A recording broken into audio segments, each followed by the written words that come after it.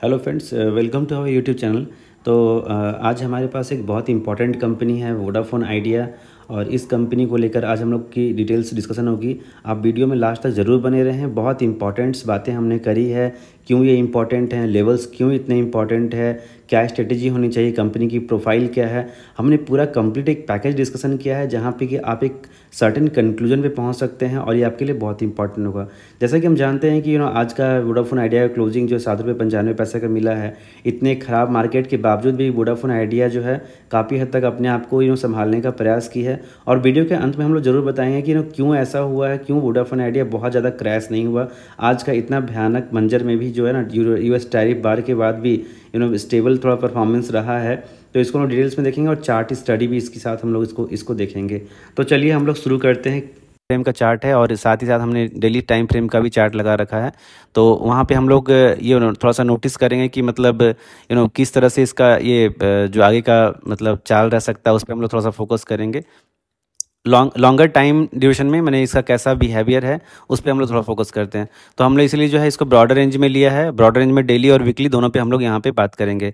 तो सबसे पहले फ्रेंड्स हम लोग पहले वीकली देख लेते हैं, क्योंकि अगर जैसे हम लोग ब्रॉडर रेंज समझ में आता है तो वहाँ पे फिर वापस जो है वीकली वाला भी डेली वाला भी हम लोग आगे ड्रॉप डाउन कर सकते हैं। तो हमको हमेशा क्या है, टॉप डाउन अप्रोच को लेकर के आगे बढ़ना चाहिए। तो सबसे पहले देखिए, अभी हम लोग यहाँ पे देखेंगे कि आज जो क्लोजिंग दिया है इन्होंने ₹7.79 पे दिया है। तो अभी क्लोजिंग जो दिया है इनका ₹7.91 के आसपास का है। तो अभी क्या है, जो हमारा इमीडिएट सपोर्ट और रेजिस्टेंस वो हम लोग देखेंगे इसी के हिसाब से, मतलब कैसा ये अभी कमिंग टाइम में ये बिहेवियर कर सकता है। जैसे कि हम देख सकते हैं कि ये अभी बहुत नियरेस्ट टर्म में यहाँ पे सपोर्ट ले रहा है बार बार।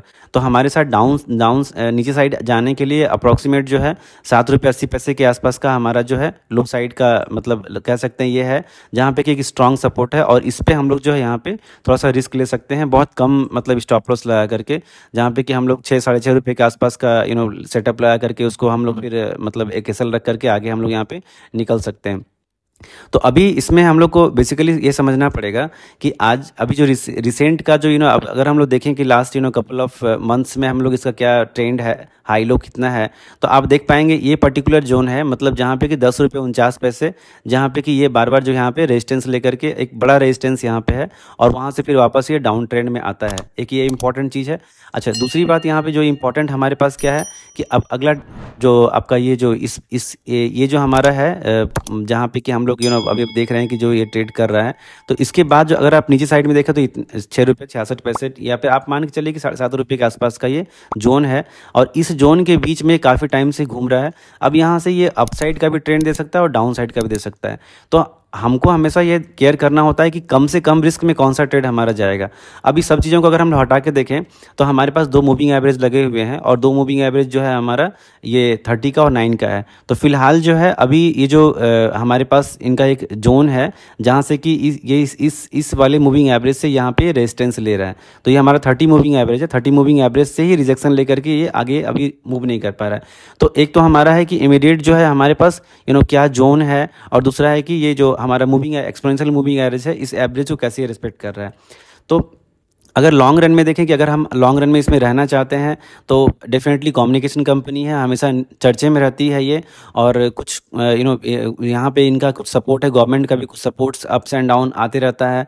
तो इसके साथ साथ जो है अभी इसको हम लोग थोड़ा सा कंसिडर कर सकते हैं, क्योंकि अभी अगर हम लोग यहाँ पे आसपास में देखें तो ये करीब 5, 6, 7 ये 3 जोन है, 5, 6, 7 रुपीज़ के आसपास का, जहाँ पे कि एक स्ट्रॉन्ग बाइंग जोन है, और वहाँ से वापस ही पुल बैक दे सकता है। तो अगर हम लॉन्गर व्यू की बात जैसे हम लोग कर रहे थे, अगर वहाँ पे हम लोग जा करके देखें तो ये जो हमारा ये जोन है मतलब थोड़ा सा और इससे ऊपर भी गया है ये डेफिनेटली, यहाँ पे करीब ₹19 के आसपास में। बट अगर हम इसको मैंने माइनर लेकर के चलें तो हम कम से कम जो ₹17, ₹18 के आसपास का ये यहाँ पे हाई लगा करके वापस जो है यहाँ से ये रिटर्न हुआ है। अब यहाँ पे देखिए ये 1 बार, 2 बार, 3 बार वीकली टाइम फ्रेम पे 3 बार जो है ₹18 के आसपास का जोन में ये रिजेक्शन हुआ है। और बॉटम में अगर हम लोग देखें तो बॉटम में अगर हम लोग मोटा मोटी देखते हैं यहाँ पे, तो हम लोग देख सकते हैं कि ₹5-6 के आसपास का इनका जो है जहाँ पे कि सपोर्ट लेते हैं, और वहाँ पे फिर वापस जो है 17-18 के पास जाके वापस रिजेक्शन है। तो सप्लाई और डिमांड की अगर हम बात करें तो ये जो है हमारा ये ग्रीन लाइन यहाँ पे सप्लाई जोन है। तो अभी अगर ये किसी भी कंडीशन में हमको अगर 6.5, 5.5 6 रुपये के आसपास के जोन में अगर मिलता है तो डेफिनेटली हम लोग यहाँ पे इसको जो है एक अच्छा स्ट्रॉन्ग बाई जोन समझ सकते हैं। फिलहाल ये भी अभी है, बट ये जो मूविंग एवरेज को क्रॉस नहीं कर पा रहा है, तो एक थोड़ा सा कंसर्न है। अगर वंस ये मूविंग एवरेज को क्रॉस कर जाए, यहाँ से आगे थोड़ा निकल जाए, ठीक है, तो फिर वहाँ पे भी हमारा मतलब एक यहाँ पे हो सकता है एक पोजीशन बन सकता है। बट अगर लॉन्ग टर्म के लिए अगर हम देखना चाहते हैं, तो अगर ये किसी भी कंडीशन में यहाँ से आके अगर ये बाउंस बैक लेता है, तो इस जोन पे वापस हम एक यहाँ पे रिस्क लेते हैं, क्योंकि लास्ट टाइम यहीं पे सपोर्ट लिया है। और बार बार यहाँ पे टेक्निकल चार्ट्स में हम लोग यही देखते हैं, क्योंकि हमारे पास कंपनी की डेटा उतना हमारे पास होती नहीं, तो टेक्निकली हम देखते हैं कि चार्ट पे कैसा बिहेवियर कर रहा है, प्रीवियस चार्ट के बिहेवियर के हिसाब से हम लोग यहाँ पे निकालते हैं। तो अभी ओवरऑल कंक्लूजन अगर हम लोग निकालें, तो यहाँ पे कंक्लूजन निकल करके यही आता है कि हमारे पास जो भी सपोर्ट और रेजिस्टेंस है यहाँ, इसके हिसाब से हम यहाँ पे ट्रेड ले सकते हैं। अब यहाँ पे हम लोग देखते हैं कि चार्ट के साथ साथ जो है कुछ कंपनीज की प्रोज एंड कॉन्स है, उस पर हम लोग थोड़ा सा फोकस करेंगे। तो उसके साथ साथ हम देखेंगे कि मतलब इसमें मतलब कंपनी की होल्डिंग्स क्या है, कैसी किस तरह की है, उस पर थोड़ा सा हम लोग ब्रीफ डिस्कशन करेंगे। ओके फ्रेंड्स, तो अभी हम लोग यहाँ पे देखते हैं कि जो हमारा शेयर होल्डिंग पैटर्न है, यहाँ पे प्रमोटर्स, एफआई, डीआई, ये सभी लोगों का यहाँ पे होल्डिंग है। बट प्रमोटर्स जो है 38% होल्ड करते हैं, एफआईज वहीं पे करीब 10% के आसपास होल्ड करते हैं, और डीआईज जो है वहाँ पे हमारा ये 4% के आसपास का इनका है। तो ओवरऑल अगर हम लोग देखें तो एफआईएस का 2%, 10%, 9%, तो ऑलमोस्ट ये सिमिलर पैटर्न पे बने हुए हैं। डीआईज वहीं पे 4% और 4%, थोड़ा सा स्टेक इन्होंने घटाया ही है डीआईज वाले ने।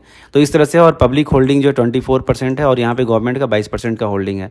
तो ओवरऑल मिला करके देखें हम लोग यहाँ पे, तो ये बेसिकली क्या है कि ओवरऑल जो यहाँ पे पैटर्न होल्डिंग ठीक है, क्योंकि अगर एफआईआई डीआईज यहाँ पे इन्वेस्टेड है, तो डेफिनेटली अगर किसी स्टॉक में पोटेंशियल ना हो तो वो लोग वहाँ पे बहुत ज़्यादा जो है इंटरेस्ट लेते ही नहीं है।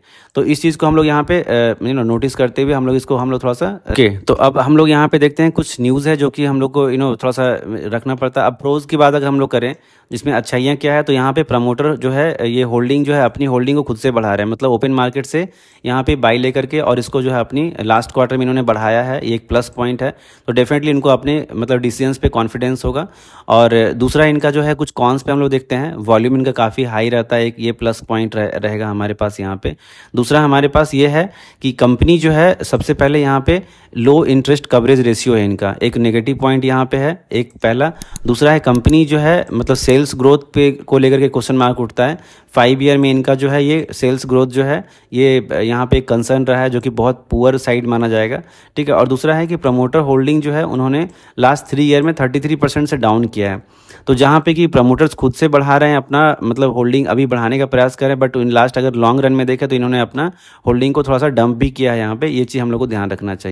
वापस हम लोग चार्ट पे आते हैं, तो वहाँ पे हमारे पास कुछ चीज़ें हैं, ठीक है। जैसे कि अगर हम लोग थोड़ा सा आरएसआई पे भी जा करके देख लें, तो आरएसआई का पॉइंट ऑफ व्यू से अगर आप देखें तो यहाँ पे अभी ये इस जोन में था जहाँ पे कि ये ट्रेंड दिख रहा है, और वहीं पे अब वापस ये ओवरसोल्ड जोन के आसपास ट्रेड करता हुआ दिखता है। तो किसी भी कंडीशन में ये अगर हमें इस जोन पे आकर के मिलता है, तो वहाँ पे हमको एक मतलब निगाहें बनी रहनी चाहिए, और यही जोन जहाँ पे सपोर्ट लेता है उस जोन से लेकर के फिर ये आगे की ओर ट्रेंड करता है।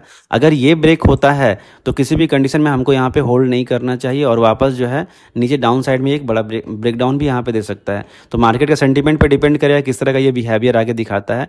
तो ओवरऑल ये हमारा चार्ट स्टडी है। अगर आपको वीडियो कहीं से भी थोड़ा बहुत अच्छा लगता है तो आप kindly like, share and subscribe जरूर करें। हमारा कोई आप डिसीजन लेने के पहले अपने फाइनेंशियल एडवाइजर से जरूर संपर्क करें, और डेफिनेटली कि मतलब हमारा कोई सेबी का रजिस्ट्रेशन नहीं है।